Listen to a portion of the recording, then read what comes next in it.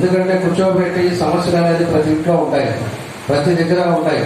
దాన్ని కూర్చోబెట్టుకొని మంచి చెడు చూసుకొని జాగ్రత్తగా వయామిగా చేస్తే తప్పకుండా ప్రాబ్లం సాల్వ్ అయ్యేదానికి దాన్ని పట్టించుకునే వాళ్ళు లేకపోవడం కూడా మనకి దురదృష్టకరం అని చెప్పి కూడా ఈ సందర్భంగా నేను తెలియజేస్తా ఉన్నా.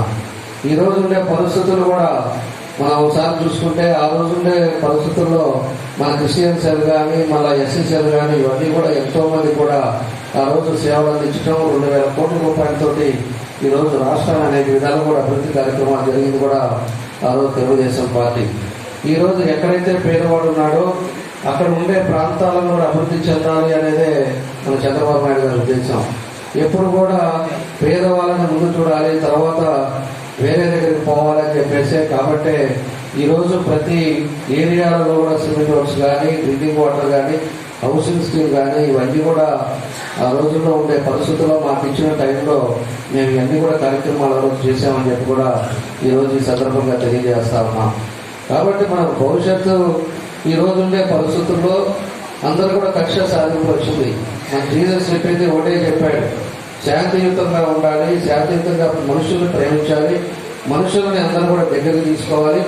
ఆ విధంగా చేసేవాళ్ళే మన సొసైటీలో మంచి వ్యక్తులు అని చెప్పేసి కూడా మన జీసస్ గారు చెప్పిన పద్ధతి ప్రకారంగా మనం కూడా ఉండే పరిస్థితుల్లో 5 సంవత్సరాలు కానీ అంతకుముందు కానీ ఎప్పుడు లేని వాతావరణం ఈరోజు ఈ రాష్ట్రంలో వచ్చిందని చెప్పి కూడా నేను తెలియజేస్తున్నా.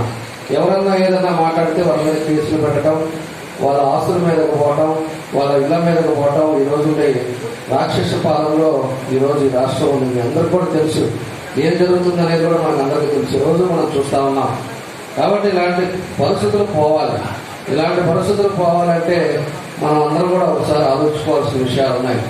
ఈరోజు ఒంగోలు ఇప్పుడు కూడా శాంతియుతంగా ఉండే ఒంగోలులో ఈరోజు మన స్థలాలు ఉన్నాయో లేవో కూడా మనం ఆలోచించే పరిస్థితులు వస్తున్నాయంటే మనం ఏ విధంగా ఉందనేది కూడా మన వాతావరణం ఏ విధంగా ఉందో కూడా చూసుకోవాలి. ఎవరో కష్టపడి సంపాదించే స్థలంగా ఉంటే ఆ స్థలం కూడా మనకు గోడో లేకపోతే కట్టుకోలేకపోతే ఆ స్థలం తర్వాత మనం తెలిసే లోపలికే 3-4 రిజిస్ట్రేషన్ అయిపోయే పరిస్థితి ఈరోజు ఒంగోలులో రావటం.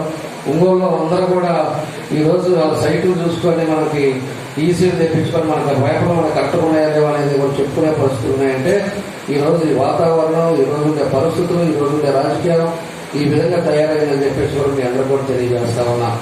కాబట్టి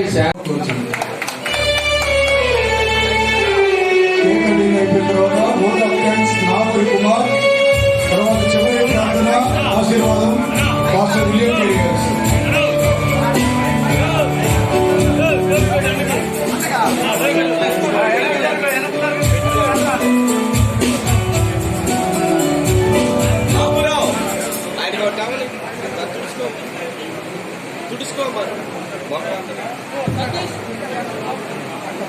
కుమారు అన్న వెనక్కి వెళ్ళిపోయి అక్కడ వెనకరా ఏడుగా వెనకపో